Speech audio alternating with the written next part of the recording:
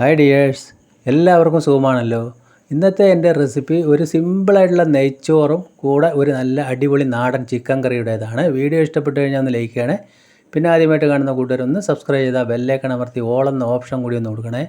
അതിനായിട്ട് ഞാൻ ഇവിടെ ഒരു ചെസ്റ്റ് പീസ് ചിക്കൻ, ഒരു 3/4 കിലോ ഇറച്ചി ഉണ്ടാവും, ഒരു 10-12 വെള്ളുള്ളി, 3 ചെറിയ സവാള, 2 തക്കാളി, ഒരു വലിയ കഷ്ണം ഇഞ്ചി പൊടിയായി അരിഞ്ഞത്.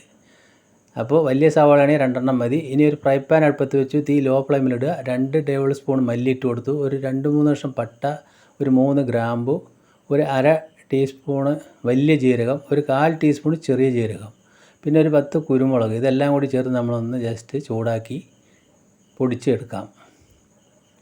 അപ്പോൾ അധികം ഒന്ന് കരിഞ്ഞു പോകാതെ ഒന്ന് ജസ്റ്റ് ഒന്ന് ചൂടായിട്ടുണ്ട്. ഈ സമയത്ത് നമ്മളതിൻ്റെ ഫ്ലെയിം ഓഫാക്കി കൊടുക്കാം. എന്നതിന് ശേഷം ചൂട് ഒന്ന് ആറിയാൽ മതി. ചെറുതായിട്ടൊന്ന് ആറുന്നതിന് മുന്നേ നമുക്കൊന്ന് പൊടിച്ചെടുക്കാം. അപ്പോൾ ഇതേമാതിരി കിട്ടിയിട്ടുണ്ട്, നല്ല അടിപൊളിയായിട്ട് പൊടിഞ്ഞ് കിട്ടിയിട്ടുണ്ട്. അപ്പോൾ നമ്മുടെ ഗരം മസാല ഒക്കെ ഇവിടെ റെഡിയായി കഴിഞ്ഞു. മല്ലിയെല്ലാം ചേർത്തുകൊണ്ട് തന്നെ 2 ടേബിൾ സ്പൂൺ കിട്ടിയിട്ടുണ്ട്. ഇനി ഒരു ഉരുളി അടുപ്പത്ത് വെച്ചു, അതിലേക്ക് ഒരു 2 ടേബിൾ സ്പൂൺ അളവിൽ ഓയിൽ ഒഴിച്ച് കൊടുത്തു. ഓയിലൊന്ന് ചൂടായി വരുന്ന സമയത്ത് ആ സവാള കട്ട് ചെയ്ത് ചേർത്ത് കൊടുക്കുക. പിന്നെ ഇഞ്ചി ചേർത്ത് കൊടുക്കാം, വെള്ളുള്ളി ചേർത്ത് കൊടുക്കാം. എന്നിട്ട് നല്ലതുപോലെ ഒന്ന് മിക്സ് ചെയ്യാം. അതിന് ഒരു 1/2 ടീസ്പൂണ് ഉപ്പും കൂടി ചേർത്ത് കൊടുത്ത് നല്ലതുപോലെ ഒന്ന് നമുക്കൊന്ന് വഴറ്റിയെടുക്കണം. സവാള ഒരുവിധം വഴന്ന് വന്നിട്ട് ഇപ്പോൾ ആ തക്കാളി കട്ട് ചെയ്ത് കൂടി അതിലേക്ക് ചേർത്ത് കൊടുക്കണം. അപ്പോൾ തക്കാളി 2 തക്കാളിനെ ചേർത്ത് കൊടുത്താൽ നല്ല ടേസ്റ്റ് ഉണ്ടാവും കറിക്ക്. അപ്പോൾ തക്കാളി കൂടി ചേർത്ത് നല്ലതുപോലെ ഒന്ന് വഴറ്റി.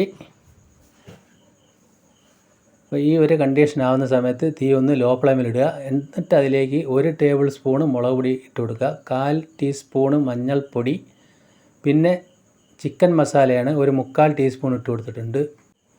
എന്നതിന് ശേഷം അത് നല്ലതുപോലെ ഒന്ന് മിക്സ് ചെയ്യുക. ഇനി അതിലേക്ക് നമ്മൾ കഴുകി വച്ചിരിക്കുന്ന ചിക്കൻ പീസസ് ഇട്ട് കൊടുക്കാം.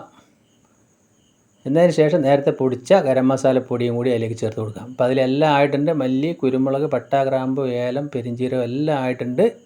എന്നതിന് ശേഷം നമ്മൾ നല്ലതുപോലെ ഇതൊന്ന് 2-3 മിനിറ്റ് ഇളക്കി കൊടുക്കണം. വെള്ളമൊന്നും ഒഴിക്കാതെ അല്പം ഫ്ലെയിം കൂട്ടി കൊടുത്തിട്ട് ആ ചിക്കൻ്റെ ഒരു കളറൊക്കെ ഇതേമാതിരി മാറി വരണം. അപ്പോഴാണ് നല്ലൊരു രുചി ഉണ്ടാവുള്ളൂ. ഇനി അതിലേക്ക് അല്പം വെള്ളം ഒഴിച്ച് കൊടുക്കാം. അപ്പോൾ ഇതേപോലെ തന്നെ നിങ്ങൾ ചിക്കൻ കറി വെച്ച് നോക്കുക. നല്ല നാടൻ രീതിയിലാണ്, എല്ലാവരും ഇത് ഇഷ്ടപ്പെടും. അപ്പോൾ ഗ്രേവിക്ക് ആവശ്യമായ കുറച്ചുകൂടി വെള്ളം ഒഴിച്ച് കൊടുത്തു. എന്നിട്ട് അടച്ച് വെച്ചൊരു 15 മിനിറ്റ് നമ്മളിതൊന്ന് വേവിച്ചെടുക്കണം. അപ്പോഴേക്കും നമ്മൾക്ക് ഗീ റൈസ് ഉണ്ടാക്കാനായിട്ട് ഈ ഗ്ലാസ്സിൽ 1.5 ഗ്ലാസ് അരി ഒരു പാത്രത്തിലേക്ക് ഇട്ട് കൊടുത്തിട്ടുണ്ട്. അതിൽ നികര വെള്ളം ഒഴിച്ച് നമ്മൾക്ക് അതൊന്ന് കുറച്ച് സമയം വെക്കാം. കുറച്ചൊന്ന് അത് കുതിർന്ന് വരട്ടെ, ഒരു 10-20 മിനിറ്റ്. അപ്പോൾ നമ്മൾ 15 മിനിറ്റ് കഴിഞ്ഞ് നമ്മൾ ആ ചിക്കൻ കറി തുറന്ന് നോക്കിയിട്ടുണ്ട്. നല്ലതുപോലെ ചിക്കനൊക്കെ ഒന്ന് തിളച്ച് നല്ല സെറ്റായി വന്നിട്ടുണ്ട്. അപ്പോൾ ഗ്രേവി ഒന്നുകൂടി ഒന്ന് കുറുകി വരാനുണ്ട്.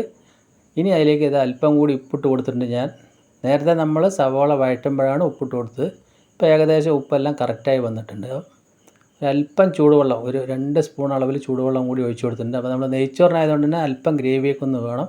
അപ്പോൾ നമ്മളിത് ലോ ഫ്ലെയിമിൽ 5 മിനിറ്റ് ഇടുക. എന്നതിന് ശേഷം നമ്മൾക്കൊന്ന് തുറന്ന് നോക്കാം. അപ്പോൾ ഗ്രേവിയൊക്കെ കറക്റ്റായിട്ട് വന്നിട്ടുണ്ട്.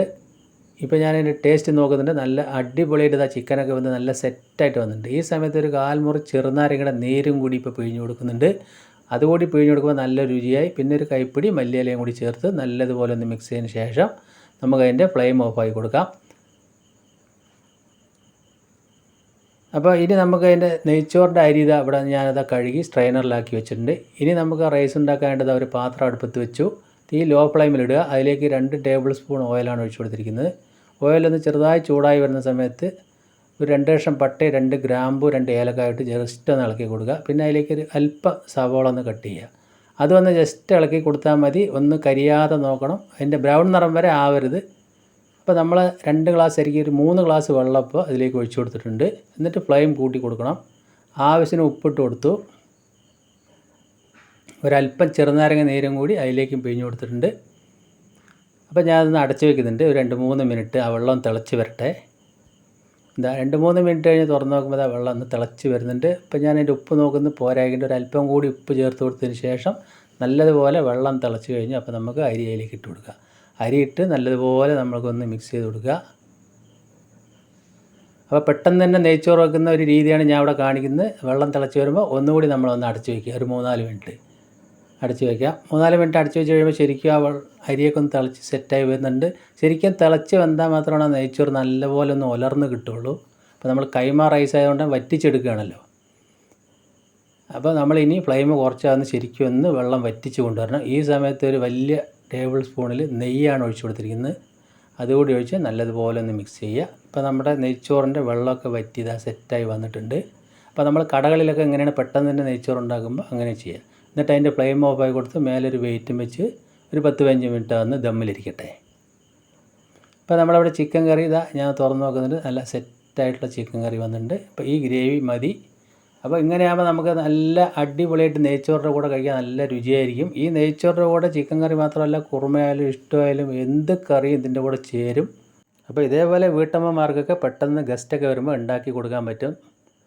അപ്പോൾ കണ്ടില്ല അതാ നെയ്ച്ചോറൊക്കെ ഒന്ന് വിട്ട് നല്ല സെറ്റായി വെന്ത് വന്നിട്ടുണ്ട്. അപ്പോൾ അടിപൊളി നെയ്ച്ചോറ് ഇവിടെ റെഡിയായി. അപ്പോൾ ഇനി ഇത് നമുക്കിത് സെർവ് ചെയ്യാം. അപ്പോൾ എൻ്റെ വീഡിയോ നിങ്ങൾക്ക് എല്ലാവർക്കും ഇഷ്ടപ്പെടുമെന്ന് വിശ്വസിക്കുന്നു. ഇഷ്ടപ്പെട്ട് കഴിഞ്ഞാൽ ഒന്ന് ലൈക്ക് ചെയ്യണേ. അപ്പോൾ നല്ല സൂപ്പറായില്ലേ നെയ്ച്ചോറും ചിക്കൻ കറിയും.